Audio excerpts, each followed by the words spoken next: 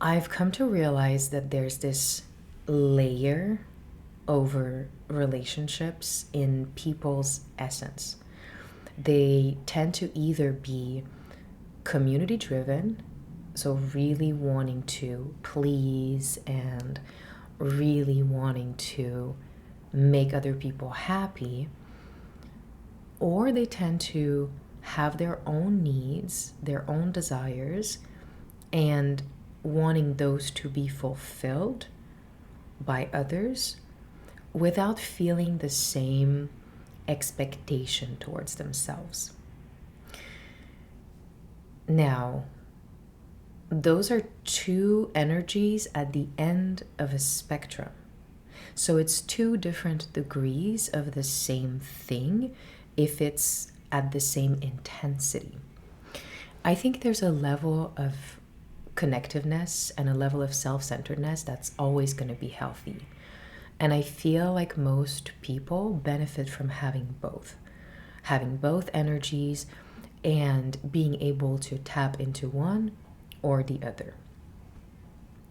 But if you've been feeling like your relationships are not progressing, they're not moving forward, they're not getting deeper, it may be because you are at the very end of the spectrum when it comes to being connected to oneself and prioritizing our own desire at the expense sometimes of other people's desires. In an ideal world, I believe two people would meet with individual desires. Those are communicated, and then the actions can be taken to create that togetherness based on real mutual interests and desires and needs rather than what we think the other person wants, what we feel we would like to be loved as, or how would we like to be loved, and projecting that onto someone else. Unfortunately, communication is not always easy. And it's funny when we think about it because it's just words. I mean, it's not like someone is holding a gun to your head. You can communicate how you feel, what you want, what you need. And ultimately, that should make your dating process a whole lot easier. But dating language is code oftentimes. And people feel like they have to not show too much interest or show a lot of interest right away. Sometimes they have to impress, win over, or they feel like they have to. They have to appear detached, even though deep down that's not what they want.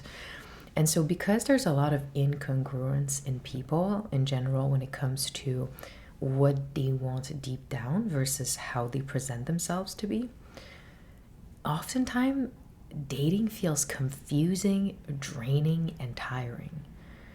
And the very best thing you can tell yourself sometimes is, at least I tried. But I wanted to give this video about what I've observed to be these two main energies. I'm not saying there's nothing in between, it's a spectrum, but people that are at the very ends are two different degrees of the same thing. What that means is that it's done at the same intensity level emotionally, whether it's self-sacrificing or completely avoidant, and just putting those expectations, those inner expectations that aren't communicated, just as a way to reinforce that no one is good enough for us. Or self-sacrificing and in hopes to be chosen on the other end, in hopes that finally someone chooses me and then I feel complete. So it's that over availability versus that complete unavailability emotionally. Oftentimes, what I find interesting is that in these two energies where people either want to connect or at any cost and sacrifice themselves, or want to feel like they are engaging in what they're supposed to engage, but they are completely emotionally disconnected from it, comes from a lack of self-awareness for the most part. It's kind of like, you know what you should be doing, and you're trying your hardest to do it, but you're not really doing the thing. And the way you know that you're trying instead of doing the thing is because it requires you something that is outside of yourself. It requires you to hide parts of yourself, or to give away parts of yourself for the relationship to work. What I've observed also is that when people are unaware, and I don't mean to say that people do these things always intentionally, that's not always the case, but when people are unaware that they are at the very end of the spectrum in avoidance, and they attract someone who is self-sacrificial, wants to connect at their own cost, it creates a dynamic where someone takes and someone gives, but there is not a lot of co-creation, because one is constantly testing and has all of these milestones in their head that they don't communicate. They disappoint themselves before someone else disappoints them. And the partner that's self-sacrificial is trying harder, trying more, trying something different, because they have internalized sometimes, and I don't mean to generalize, but some people have internalized that it's always going to be their fault or their responsibility if something doesn't work. Whereas the other person may have internalized that people are not to be trusted, people are going to leave me, people are going to reject me, so I must set the bar always a little bit higher so that I'm in control of my own rejection. And when the breakup happens or the rejection happens, I'm the one who initiated it, and it was my decision. It's like taking control back. It's kind of like giving away all of your control versus taking all of the control, claiming all of the control, because at least if you're going to be disappointed, at least this time it's going to be on your terms. Because people have disappointed you, people have left you in the past, people have shown you that they're not going to stay. So why would you disappoint yourself once again? And these two energies, like I said, can attract one another, but they burn one another as well. Because at some point, the person who gives has given all of themselves. There just comes a point if it's not reciprocated. And those are usually the people who fix others. And it doesn't mean that you're walking around thinking that you are a savior and you have the savior complex and you're going to be the one who is going to heal this person. You don't consciously walk around thinking these things. But deep down, it's always been a part of your worth. It's been a part of your identity. You've had to look out for others. You've had to sacrifice yourself for others. And both of these trajectories and energies do come from our childhood. And this is something I find really interesting to talk about, because a lot of people like to say, hey, don't look into the past, live in the present, keep moving forward, and just pretend. Create this new persona, this new identity. Become someone new. But it's extremely hard to undo a pattern that is wired so deep inside of you just because you've been told that you can recreate yourself. Logically, you can understand these things, but emotionally, the trigger arises when we are in connection, not when we are within ourselves and just thinking about how can we transform, how can we evolve in the comfort of our home. And then we go outside in the world and we aim to be that person. But if we haven't really looked into the emotional part, the emotional trigger, the emotional component of it, in relationships, it's hard to transform on your own, show up as a new person, and do all of that without addressing the core pattern, the core wound.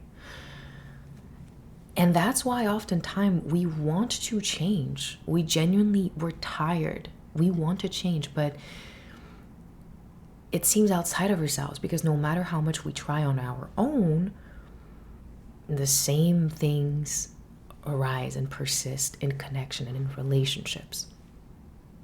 And then we watch those videos, and this video I'm making is not meant to educate, but it's something that I find has transformed my perspective of people and compatibility and where I'm at emotionally and where other people are at, and has allowed me to navigate things with more awareness.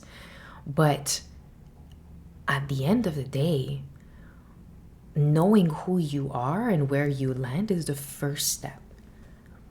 If you like to think of yourself as someone who checks all the boxes and you're a funny, charismatic person and you've done everything that society expected you to do, but yet you arrive in a relationship or in a dating setting and you question yourself and you don't ask for what you want, and you start to have all these disappointments that you create yourself at the end of the day. And it's not to blame you, but it's for you to take ownership and realize that a lot of the cortisol you're spiking is self-made. And to be fair, let this video just be that. Let it just be something that can reflect in you parts of yourself, because you're only human. And this is not a bad or a good thing. It's just a thing. And when things don't serve us, we may want to flip the coin and see what's on the other side. Same thing being self-sacrificial.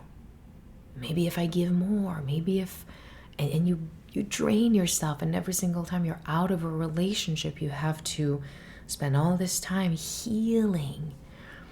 And it's hard for you to move on. This is something that costs you a lot of energy. And this is what emotions are, by the way. It's energy.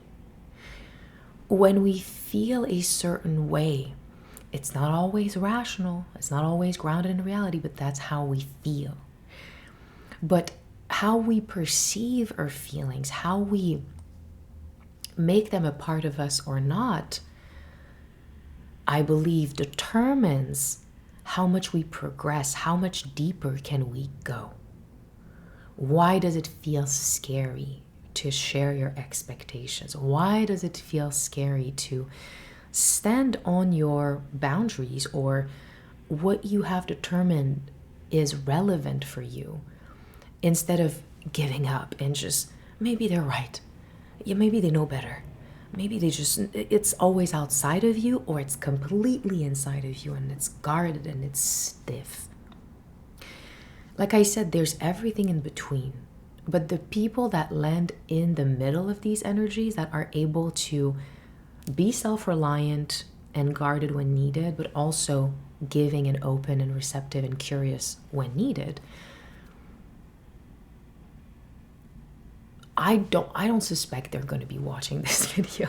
I don't suspect they're interested with the same level of curiosity in what I have to say, as someone who genuinely feels tired and exhausted and has put themselves in situations that they don't understand.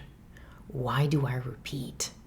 I know the thing logically, but giving the opportunity, I repeat the same thing. And change is scary, no matter where you land. I think, like I said, it's two different degrees of the same thing. So we're not that different if we land on one end or the other. There's a lack of approval, a lack of permission to ask what you want and to believe that you deserve it. And the truth is, part of it is because you've never been made to feel like you deserve it, like it's okay for you to ask, like your worth is not just conditional on what you do.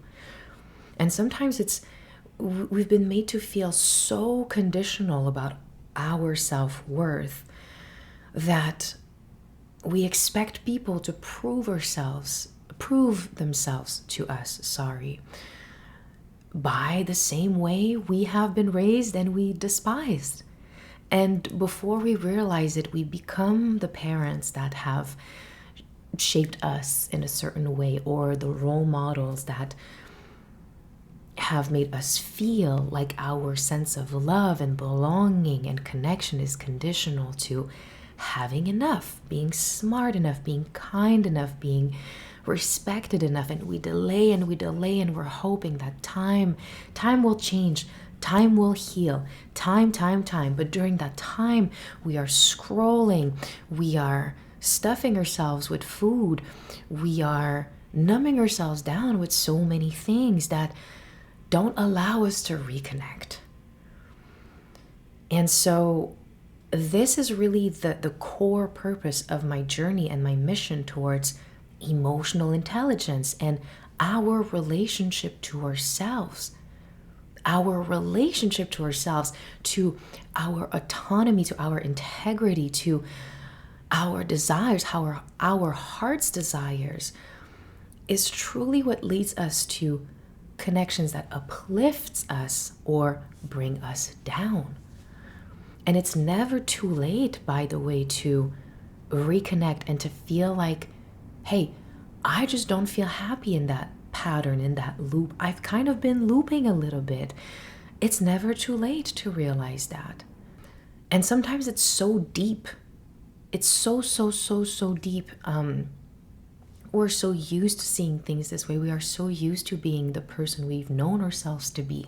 And our environment reinforces all of it. And we have all of these investments in people. And our relationship with our family is a certain way. Our relationship with our friends is a certain way. So we're very attached, in a sense, to our role. It feels more comfortable. And so when we try to deconstruct, or when we're faced to a different idea, a different opportunity, it just feels like, it seems like a lot of work. I don't know if I'm going to be able to emotionally actually recover if I start to dive in my feelings, and I've never dived into my feelings or what I want. I don't know if I'm going to be able to pull myself out of it. I have work to attend. I have responsibilities to attend. I don't know if I can be everything at once. And that's totally fair. It is fair. And this is why I decided to offer to people what I feel is the first step to self-empowerment, not just self-improvement, but self-empowerment. Because sometimes we say, hey, let's self-improve, be fit, make money. We have those thresholds in society that we respect more. And to be fair, I'm not saying to not do these things, but sometimes we get lost in the sauce and we just want to improve for the sake of finally becoming when all along we've been, but we've never felt empowered in who we are. And so we've been chasing this identity that was never meant to be ours. And I myself have lost my own energy and my own time and my own mind in so many identities that, when I really think of it, were kind of another hope to save myself from myself. And the minute I've finally felt empowered in who I am, and this is a journey, by the way, when you've not been raised to feel that way about yourself, it's always going to be a journey. It's kind of like, okay, I am who I am. what's external of me doesn't define who I am, but it emphasizes the parts of me that I like and my abilities and what I'm curious about and what I want to achieve. And it's okay. There's no one to impress at the end of the line but myself. And if I trust myself to be worthy of my own energy, my time, then I know it's going to be there. And so self-empowerment, I find, is so incredible because it leads us to better relationships. It leads us to better situations in life, no matter how bad they get. Because when we can start to be vulnerable with ourselves, when we start to really ask ourselves, what is it that I really want? What is it that I actually like? That's when we start to live for ourselves in a world where the more you are a part of the group mentality, the better it is for you, because here's what's trending. Here's the next best thing. Here's what, as a woman, as a man, as your gender, you should be. Hey, as your age, that's what you should be.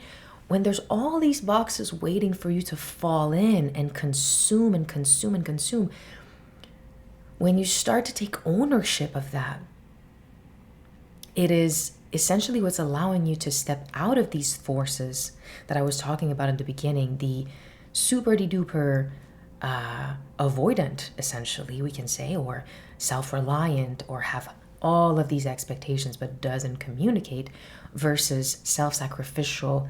It must be my fault. It must be because of me. I hope I can earn their love. I hope I can earn their respect.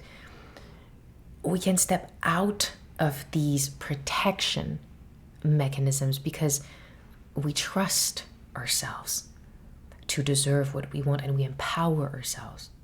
I wouldn't say I'm a perfect role model, but what I have is agency, autonomy, self-trust, empowerment, and through my ups and my downs, I was always there and I never doubted myself. I've had moments of weakness. I've had moments of questioning, but I thought, hey, if I was wrong and it kind of just like wasn't the time, or it wasn't the thing, or it wasn't the person, if I ended up being wrong, I can live with that. You know? I think it's just having that awareness, that trust, and that really leads us to a more blended energy. Instead of black and white, it's more, we land a little bit in the gray.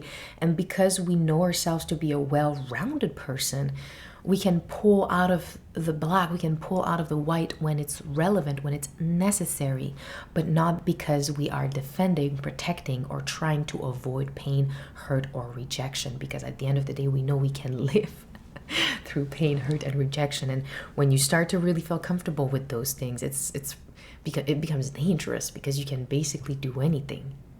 And I think deep down, there's so much to say, and I don't want to stretch this out to a point where we are diving into the next topic and the next topic and the next topic, but I know in my heart this conversation will be opening to someone's heart, and I think that's really all that matters. But I want to expand on that. So do let me know in the comments if you related to a part or another, if you have any questions in regards to what I just said, because it is vague. It's pretty vague. So that way you can identify with what has meaning to you. That's essentially the goal.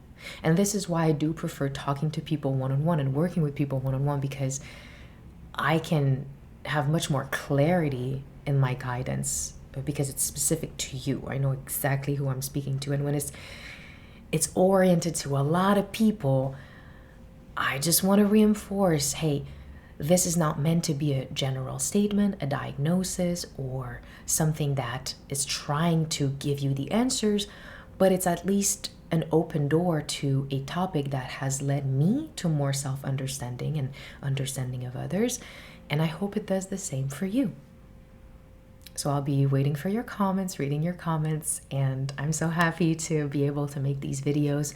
I want to end by saying thank you for watching and taking time and following me through my journeys, my different YouTube channels, my social media. It is my greatest, greatest honor and blessing to use my voice and to do so freely. And yeah, thank you so much, and I will see you soon.